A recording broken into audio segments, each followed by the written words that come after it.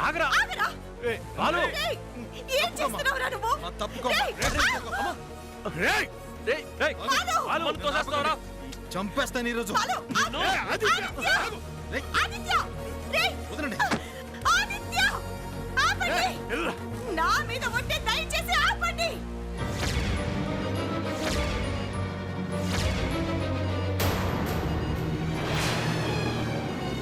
వాడు నిన్ను వాడు కాదురా మీరిద్దరు కలిసి నన్ను చంపేయండి రా చంపేయండి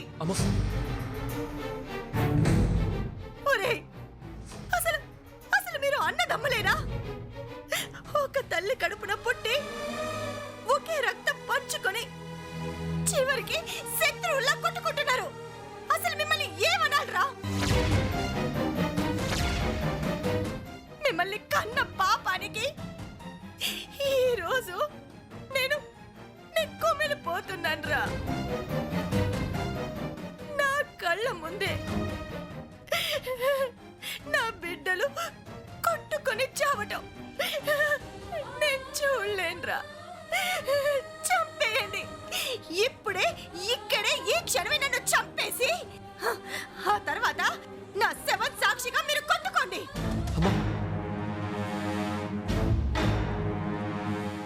ఒకరినొకరు నరుక్కోండ్రా చంపేసుకోండి ఏడవకమ్మా ఊరుకో ఏడవక ఏం చేయమంటారు తాతయ్య అన్నదమ్ములంటే ఒకరి కోసం ఒకరు ప్రాణం ఇచ్చుకునేలా ఉండాలి కానీ వీళ్ళు ప్రాణాలు తీసుకోవడానికి సిద్ధమయ్యారు రాణి ఇలాంటి కొడుకుల్ని కన్నందుకు నాలాంటి తల్లికి ఏడుపు కాక చివరికి ఏం మిగులుతుంది తాతయ్య రే ఏం చేస్తున్నారా నలుగురు పిల్లలున్నారని ఇంటికి అయోధ్య లేవని పేరు పెట్టుకున్నాను రా కానీ ఈరోజు ఈ ఇంటిని కురుక్షేత్రంలా మార్చేశారు కదరా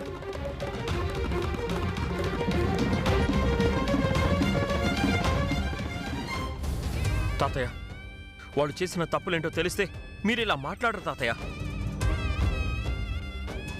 వాడు చేసింది తప్పైతే మరి నువ్వు చేసిందేంట్రా ఒప్ప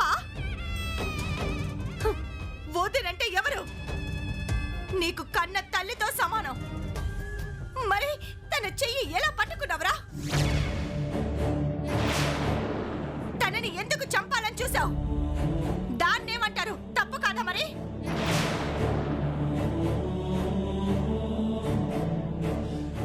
ఏరా నీ తమ్ముడి మీదే కేసులు పెడతావా వాణ్ణి జైలుకి పంపిస్తావా ఇప్పటికే వాణ్ణి ఇంటి నుంచి బయటకు పంపించావు ఇంకా జైలుకి పంపించి వాడి జీవితాన్ని నాశనం చేస్తావా మరి వాడు చేసింది ఏంటమ్మా అది తప్పు కదా కారణం లేకుండా వాడు ఏ పని చేయడరా అసలు ఏం జరిగిందో తెలుసుకోవడానికైనా నువ్వు ఓపిక పట్టావా వాడెందుకు ఆగుతాడు తాతయ్య పెత్తనం చేతికొచ్చింది కదా వాడికి అందరూ బానిసల్లాగే కనిపిస్తున్నారు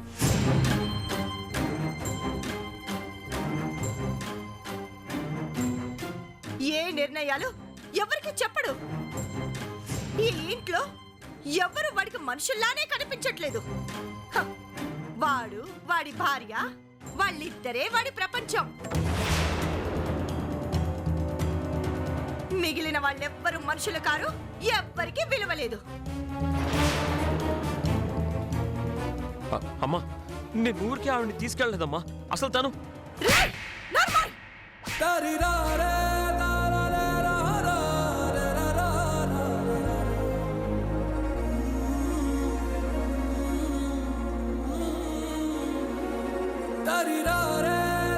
అసలు నీకు మాట్లాడే అర్హతే లేదు తల్లి లాంటి వదిలి మీద చెయ్యెందుకు చేసుకున్నావరా అది ఎంత పెద్ద తప్పు తెలుసా నీకు నీ ఆవేశం నీదే తప్ప ఎదుటి వాళ్ళు ఏమైపోయినా నీకు అవసరం లేదు మనం ఎవరి మీద తిరగబడుతున్నాం ఎవరి మీద గొడవ పడుతున్నాం పోయేది ఎవరి పరువు ఇవన్నీ నీకు ఏం అవసరం లేదు అందరికంటే చిన్నవాడివి పెద్దవాళ్ళకి గౌరవం ఇవ్వాలనే ఆలోచన ఉందా నీకు ఎవరి మీద పడితే వెళ్ళడమే కొట్టడమే చంపేస్తావా చంపేస్తావా నన్ను చంపరా అమ్మ, నన్ను అమ్మ, చంపరా అమ్మ. చంపేయ్ నన్ను చంపరా చంపేయ్ ఛీ!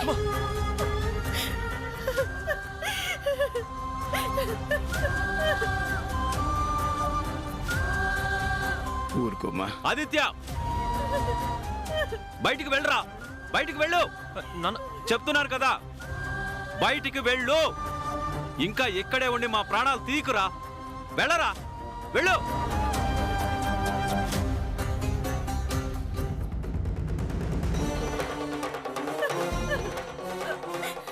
బాలు, నీ భార్యను తీసుకుని లోపలికి వెళ్ళరా. మమ్మల్ని ఇలా బ్రతకనివ్వండిరా. వెళ్ళండిరా.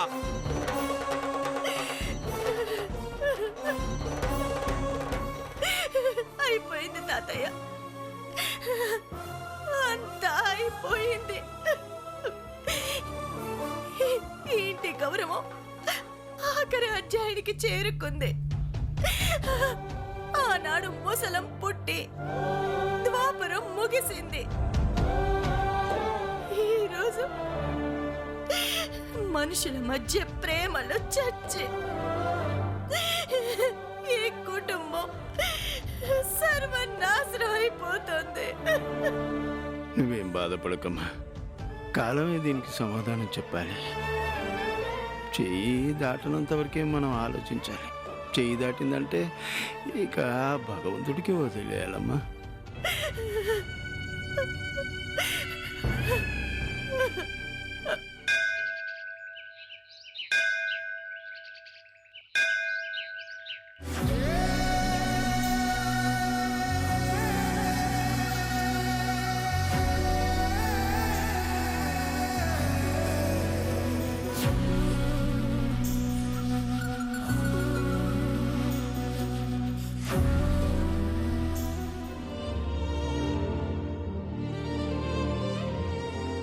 అనయ్య అనయ్య నా మాట విననయ్య.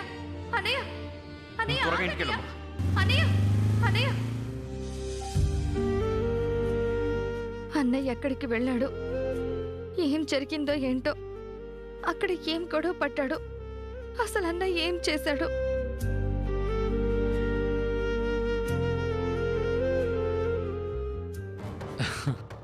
బంగారం,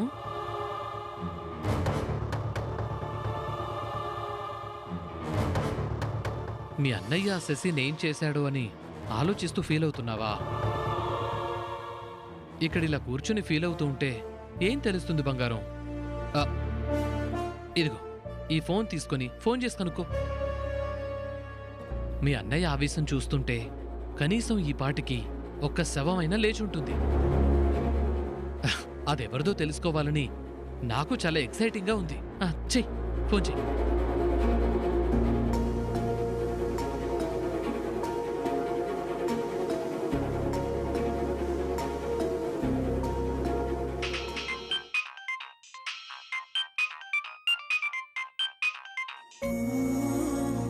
హలో, అన్నయ్య ఎక్కడున్నావన్నయ్య?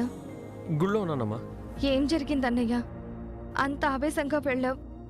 అక్కడేం గొడవలు జరగలేదు కదా? అమూల్య, నీకు చేసిన న్యాయానికి ఆ శశి వదిన మీద పగ తీర్చుకోవాలనుకున్నానమ్మా. కానీ ఆ పని చేయలేకపోయానమ్మా. ఏం జరిగిందన్నయ్య? ఆ శశి వదిన చాలా డేంజరస్ మనిషి అమూల్య. మన ఇంటి కోడలు కావడం తన అదృష్టం. అందుకే ఎన్ని తప్పులు చేసినా ఏదో ఒక రకంగా బయటపడుతుంది. ఎవరో ఒకరు తనని ఏదో ఒకలా కాపాడుతున్నారు. రామన్నయ్య అడ్డుపడి కాపాడకపోయి ఉంటే ఈ పాటికి ఆ శశి ప్రాణాలు పోయి ఉండేవి. ఏంటన్నయ్య నీ ఆవేశం? తనకేదైనా అయితే నీ పరిస్థితి ఏంటో ఆలోచించావా? ఏయ్, వాడికేమైతే నీకెందుకే? ముందు ఆ శశికేమైందో అది తెలుసుకో. ఆ, మరి ఇంట్లో ఈ విషయం చెప్పావా అన్నయ్య? లేదమ్మా, చెప్పలేదు. చెప్పే అవకాశం దొరకలేదు. అక్కడ నా మాట వినడానికి ఎవరూ సిద్ధంగా లేరమ్మా. పోనీ నేనొచ్చి అమ్మా నాన్నలకి జరిగింది చెప్తానన్నయ్య. కనీసం అప్పుడైనా నీ తప్పేం లేదని తెలుసుకుని నిన్నింటికి రానిస్తారు కదా అన్నయ్య. వద్దమ్మా, ఇప్పుడేం చెప్పకు. అసలే అమ్మా నాన్న చాలా బాధలో ఉన్నారు. ఇప్పుడు నువ్వు శశి గురించి చెప్పావంటే నీ జీవితం నాశనమైందని మరింత కుంగిపోతారమ్మా. శశి గురించి నీకు తెలుసు కదమ్మా, ఎప్పుడు ఎలా మారిపోతుందో తెలీదు. నువ్వు నిజం చెప్పావు అనే కోపంలో నీ ప్రాణం మీదకి తెచ్చినా తెస్తుందమ్మా. పైగా నువ్వు ఇప్పుడు సేఫ్ ప్లేస్లో కూడా లేవు. సరే, నువ్వు ఆ సంగతి వదిలే. ఏం చేయాలో నేను చూసుకుంటాను. నువ్వు కాస్త జాగ్రత్తగా ఉండు చెల్లి. ఉంటానమ్మా. ఏమైంది? ఆ సెషన్ చంపేశాడా? లేదండి. అబ్బా, మీ అన్నయ్య మరీ ఇంత చాతకం దద్దమేంటా మూల్య? ఈ పాటికి ఏదో చేసుంటాడనుకున్నాను.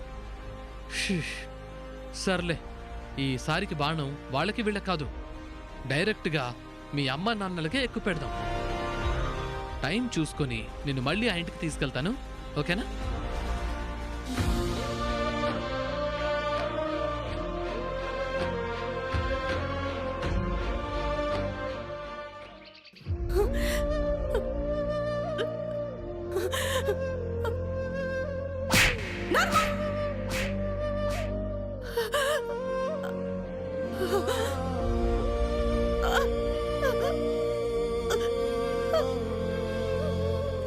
రాణి, రాణి, ఏంటి ఏంటి నువ్వు చేస్తున్న పని?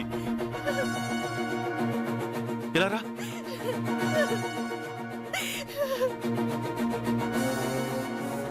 ఇలా కూర్చో.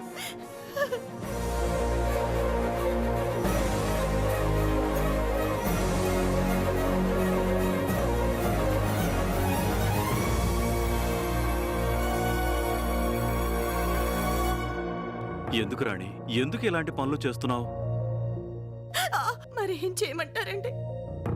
కన్న తల్లినయ్యుండే కడుపును పుట్టిన బిడ్డల్ని అందరినీ ఒకేలాగా చూడటం చేతగాక ఆదిత్య చెంప పగలగొట్టి పంపించాను. అందుకని ఇలా చేతులు కలుచుకొని నీకు నువ్వే శిక్షించుకుంటావమ్మా? నా పరిస్థితి ఏ కన్న తల్లికి రాకూడదు తాతయ్య.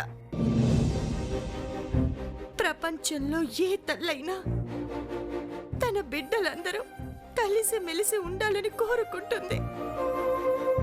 బిడ్డలు ఎలాంటి వారైనా, వాళ్ళల్లో ఒకరు గొప్పగా ఎదిగినా మరొకరు ఎదగలేకపోయినా కన్న తల్లి మాత్రం అందరినీ ఒకేలాగా చూస్తుంది. కానీ నేను మాత్రం నా బిడ్డలను అలా చూసుకోలేకపోయాను. బాలుకి పంచే ప్రేమని ఆదిత్యకి, రాముకి పంచలేకపోయాను. ఒక రకంగా బాలుకి మనం అందరం సరెండర్ అయిపోయాం తాతయ్య. ఈ ఇంట్లో వాడికి ఇచ్చే గౌరవం, మర్యాద మిగిలిన వాళ్ళకి ఎవరికి పంచలేకపోతున్నాం. నిజమేనమ్మా, కానీ ఇందులో మనం ఏం చేయగలం? పరిస్థితులు అలా వచ్చాయమ్మా. తప్పు నేను చేసి నేరం పరిస్థితుల మీదకి నెట్టేలేం తాతయ్య. ఆదిత్య ఏ తప్పు చేయడని నాకు తెలుసు. వాడు ఆవేశపరుడే కాని తప్పుడు మనిషి కాదు. అయినా వాడిని ప్రతిసారి శిక్షిస్తున్నాను.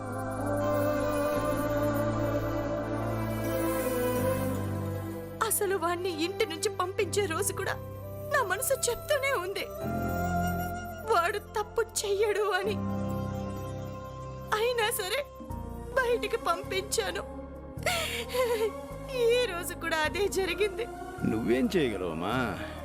ఆ శశి ఒట్టేసి మరీ చెప్తుంది. ఆ పరిస్థితిలో నువ్వే కాదు, ఎవరు మాత్రం ఏం చేయగలరు?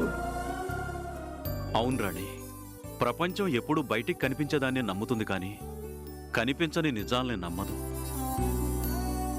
ఆదిత్య అలా ప్రవర్తించడం తప్పుగా కనిపిస్తుంది, కానీ నిజమేంటో చెప్పేదెవరు చెప్పు? చెప్పే అవకాశం నేను ఇవ్వలేదు కదండి. నువ్వు అలా చేసి ఉండకపోతే ఈరోజు ఈ ఇంట్లో 2 శవాలు లేచేయమ్మా. తన భార్యను అవమానించడనే కోపంతో బాలు తనను అపార్థం చేసుకునేలా నిందలు వేసిందనే బాధతో పాటు కన్న తల్లిని కళ్ళ ముందే తోచేశారన్న బాధలో ఆదిత్య ఇద్దరు విచక్షణ మర్చిపోయి ఒకరినొకరు చంపుకునే వాళ్ళమ్మా. అర్థం లేని ఆవేశం తన మన భేదాలు చూడదమ్మా. కోపం క్రోషం అనేది అగ్ని లాంటిది. దాన్ని అలాగే వదిలేస్తే అది మొత్తం కాల్చి బూడిద చేస్తుంది. అక్క చెల్లెలు, అన్న తమ్ములు, అమ్మా నాన్నలు ఈ బంధాలేవి గుర్తుకు రావమ్మా వాళ్ళకి. వాళ్ళది కుర్రతనం, ఉడుకు రక్తం. వాళ్ళు అలాగే ఉంటారు. మనమే ఎంత కష్టమైనా సరే ఏదో ఒకటి చేసి వాళ్ళలో ఎవరినో ఒకరిని ఆపాలి. బాలు మన చేయి దాటిపోయాడు తాతయ్య. వాణ్ణి ఆపలేకే ఆదిత్యని కొట్టాను, తిట్టాను. గొడవ మరింత పెరిగితే ఆదిత్య ఎక్కడ శాశ్వతంగా దూరం అవుతాడో, ఆవేశంలో ఎంత దూరం వెళ్తాడో అనే ఉద్దేశంతోనే నేను వాణ్ణి కొట్టాను. నీ ఉద్దేశం మంచిదమ్మా. మరి అలాంటప్పుడు ఎందుకమ్మా బాధపడతావు? ఆదిత్యని కొట్టడం నాకు చాలా బాధగా ఉంది తాతయ్య. చూడమ్మా, పిల్లలు చిన్నతనంలో తప్పు చేస్తే తల్లి వాళ్ళని బెదిరించడానికి వాళ్ళను ఒక దెబ్బ కొడుతుంది. అలాగని ఆ తల్లికి పిల్లల మీద ద్వేషం ఉన్నట్ట కాదు కదా. వాళ్ళ బాగు కోసమే కదమ్మా అలా చేసేది. నువ్వు అలాగే చేసావు. వాడు ఎంత ఎదిగినా నీ కొడుకేనమ్మా. నీకు అధికారం ఉంది. దానికోసం ఇలా చేతులు కాల్చుకుంటావా? ఈ విషయం వాడికి తెలిస్తే వాడెంత బాధపడతాడు ఆలోచించావా? రాణి, నీ మనసులో బాధ పోవాలంటే వాడితో ఒకసారి మాట్లాడు. నా మీద కోపంలో ఉండుంటాడండి. అసలు నా ఫోన్ తీస్తాడా? నాతో మాట్లాడతాడా? ఎందుకు మాట్లాడమ్మా? వాడి కోసం నువ్వు ఇక్కడ ఎలాగైతే బాధపడుతున్నావో వాడు కూడా అక్కడ నీ కోసం, నీ ఫోన్ కోసం ఎదురు చూస్తూ ఉంటాడు. వాడికి ఒకసారి ఫోన్ చేసి మాట్లాడమ్మా. నీ పలకరింపేనమ్మా వాడి గాయానికి మందు. మాట్లాడు.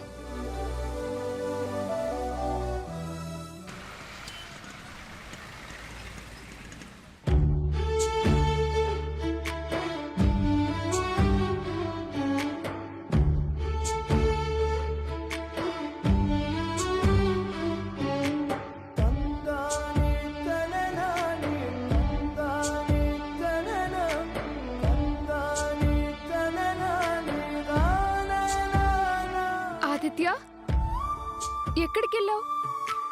నీకోసం ఎంతసేపటి నుంచి వెయిట్ చేస్తున్నానో తెలుసా? ఎవరికీ చెప్పకుండా ఎక్కడికి వెళ్ళిపోయావు ఆదిత్య? కనీసం ఫోన్ చేస్తే ఫోన్ కూడా తీయలేదు. ఏంటి ఆదిత్య, ఏం మాట్లాడవేంటి? ఏమైంది?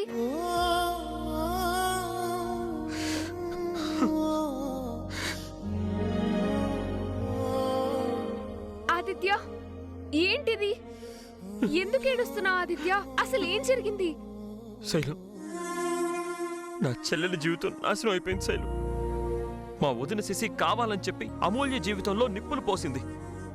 ఆ చందుగాడు శశి వదిన తీసుకొచ్చిన మనిషి. వాడి చేత ప్రేమ నాటకం ఆడించి అమూల్యని మోసం చేశారు.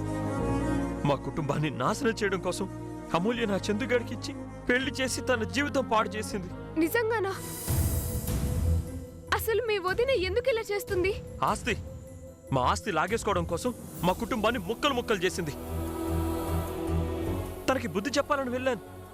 నా చెల్లెల జీవితం నాశనం చేసినందుకు తన మీద కక్ష తీర్చుకోవాలని వెళ్ళాను. కానీ రామన్నయ్య వద్దని ఆపేశాడు. ఆదిత్య, మీ రామన్నయ్య ఏం చేసినా బాగా ఆలోచించి చేస్తారు.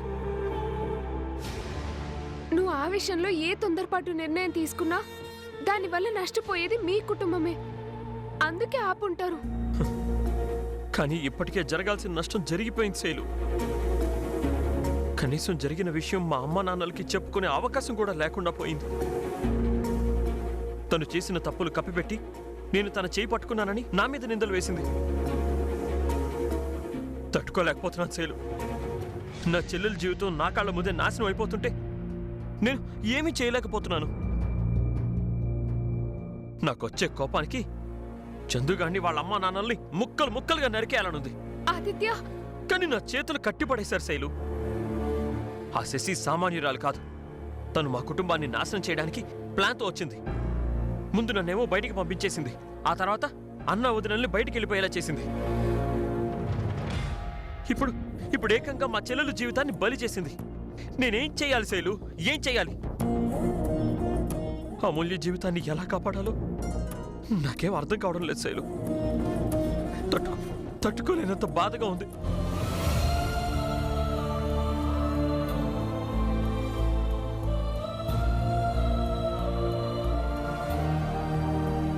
నీ ప్లాన్ వర్కౌట్ కాలేదు. నన్ను కదిలించడం ఇంపాసిబుల్. అందుకే కదా నీ ఇష్టం వచ్చినట్టు ఆడుతున్నావు. ఇంకా ఎంతమంది జీవితాలతో ఆడుకుంటావు? ఇప్పటికే చేయకూడని తప్పులు చాలా చేశావు. మా అమ్మ నాన్నల్ని వదిలే, వాళ్ళకి కాస్త మనశ్శాంతి కావాలి. ఇంత జరుగుతుందనుకుంటే నన్ను వదులుకునేవాడివి కాదు కదా. ఇలా మాట్లాడడానికి నీకు కాస్తైనా బుద్ధుందా? నాకు కావాల్సిందే నీ ఒక్కడి నాశనం మాత్రమే కాదు, నీ కుటుంబం మొత్తం నాశనం కావాలి.